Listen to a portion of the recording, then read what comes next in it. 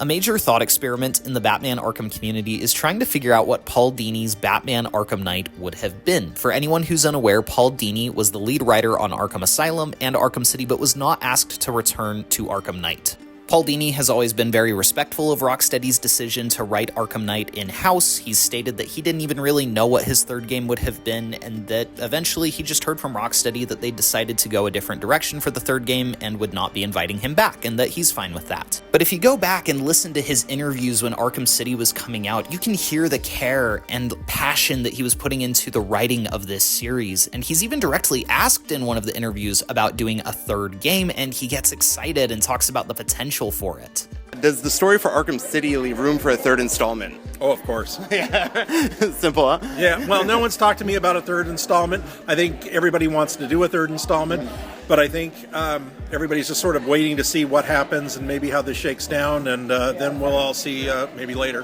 When playing Arkham City, it's also pretty clear that Paul Dini was planting the seeds for characters like Hush and Catwoman and Scarecrow to return as major players in a third and final entry. This is pure speculation on my part, but I can only imagine that Sefton Hill and his team was simply not interested in telling the story that Paul Dini had set up. They wanted to tell a story with Scarecrow and Joker, not Hush and Azrael. They took the third game in a whole new direction, and in some cases almost treated it like a soft reboot, and I'd say that there were mixed results here. There's certain aspects of Arkham Knight's story that I love, and certain aspects that feel like severely missed opportunities. Today my goal is not to manufacture drama or put words in people's mouths or try to predict if Paul Dini and Sefton Hill secretly have grudges against each other. My goal is just to go through the setup that Paul Dini had established in Arkham City and try to imagine what his version of Arkham Knight might have been. As it exists right now, Arkham Knight, I think, is a great thematic conclusion to the Rocksteady trilogy. I love how it pays off the fears established in Arkham Asylum. One of the coolest details in the whole series to me is the fact that in Batman's third and arguably worst Scarecrow nightmare in Arkham Asylum, he's being taken into the asylum on a gurney, and at the end of Arkham Knight, his final ultimate mission is that he's being taken into the asylum on a gurney. I like how Arkham Knight reimagined Mark Hamill's role as the Joker and gave a really interesting send-off and incorporated him in a really unique way. In an emotional and thematic sense, I think Batman Arkham Knight is a very fitting conclusion to Rocksteady's trilogy, but from a logic, plot-based perspective, it is a total mess. The pacing is all over the place, and it has a really hard time balancing all of the characters it wants to include. It sidelines major characters like Hush, Catwoman, and Azrael, who were established heavily in Arkham City, but then tries to shoehorn in characters like Jason Todd and give them a rushed story arc. My personal biggest problem with Batman Arkham Knight is that the blood subplot with Batman physically, literally turning into Joker makes no sense, and I thought was kind of unnecessary. You could just have that be his fear. You could have Scarecrow's toxin influencing him, and he feels like he's transforming into Joker. You don't need to have it be this literal physical manifestation. It also doesn't make sense when you compare it to the previous games. In Arkham Asylum, Joker overdoses on Titan. In Arkham City, he has this Titan disease that he passes along to Batman, which Batman is looking for a cure for. Along the way, we learn that Joker has sent this infected blood to hospitals all over the city, and that this blood is being used in blood transfusions to sick patients, and so this infection is spreading. We learn that there's already 30 confirmed cases, and there are likely going to be hundreds more by morning. Batman succeeds in finding a cure, but in Arkham Knight, this whole plot is retconned. Batman is now transforming into Joker, as are 4 other infected individuals. Why are these people not dying and instead actually transforming into Joker? And why is Batman infected when he took a cure in Arkham City?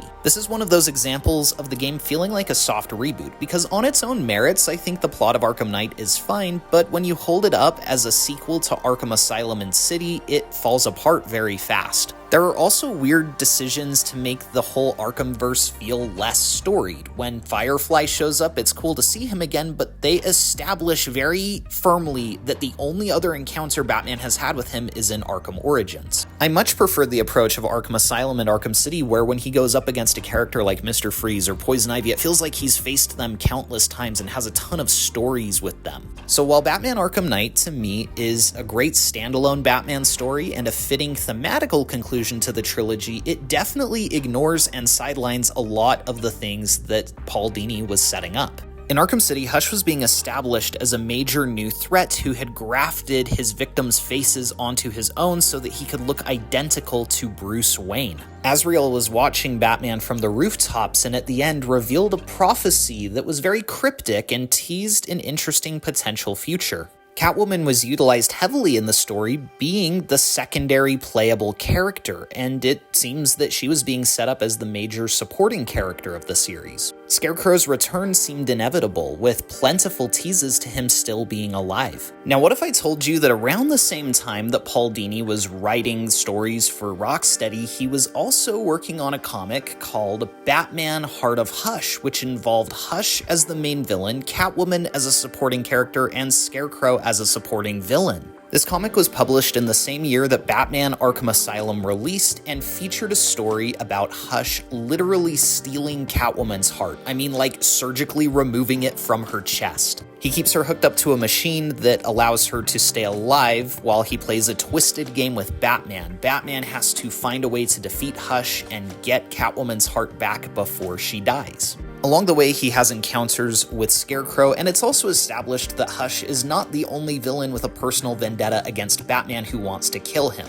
It's also worth noting that the comic received rave reviews, and many people still think that it's the best utilization of Hush in any story ever. So to have the third Arkham game be a loose adaptation of Heart of Hush seems very likely. All the ingredients were there: a returning supporting Scarecrow, Hush as a main villain who has made his face look exactly like Bruce Wayne's, Catwoman being established as the primary supporting character of the series. Paul Dini often said in interviews that writing for games was very different than writing for TV or film or comics because you had to service gameplay. It wasn't just a pure narrative, you also needed to have encounters with enemies. For this reason, I'm sure that much of this story would have been reimagined. I could see Catwoman's predicament being a little bit different. Maybe it would have been like her side mission with Riddler in Arkham Knight, where she has a bomb strapped around her neck so that she can still be accessible in gameplay. I honestly think that Paul Dini's Arkham Knight would have been a mix between Heart of Hush and Arkham Knight as it exists now. I do feel that there would have been a lot of similar ground covered.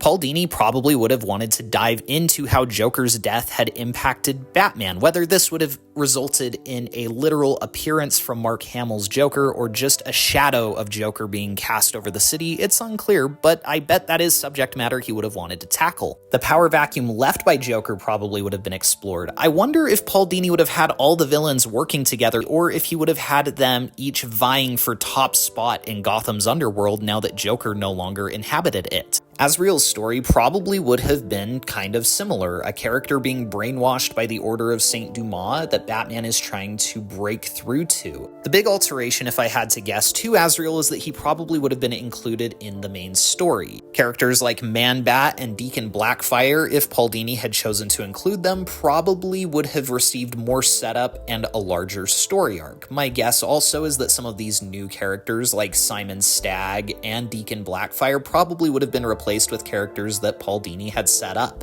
For example, I'd imagine he maybe would have picked Victor Zsasz over Deacon Blackfire. He might have gone with someone like Black Mask or Oswald Cobblepot or even Carmine Falcone over Simon Stagg. The big question mark to me is the Arkham Knight. Would Paul Dini have tried to tell the Under the Red Hood story in Arkham Knight? Personally, I think maybe he would have. I don't think he would have tried to treat it like a crazy plot twist, though. I think Paul Dini would understand that that's a pretty simple story that most Batman fans are aware of. It probably would have been more fleshed out and not trying to outsmart the audience. He probably would have gone with the more traditional version of the story where Joker actually does kill Jason Todd and Jason has to be revived by the Lazarus Pit. In Arkham Knight as it exists right now, Joker just kind of pretends that he kills Jason, but doesn't. It doesn't really make sense, but in the traditional story, he's revived by Ra's al Ghul. I've done a whole video discussing why I think Ra's al Ghul should have been more involved in Jason Todd's story in Arkham Knight, and my guess is that Paul Dini would have had similar instincts. The Arkham Knight as a character would make a lot more sense if it was a character revived by Ra's al Ghul and tasked with going and killing the criminal elements in Gotham one by one.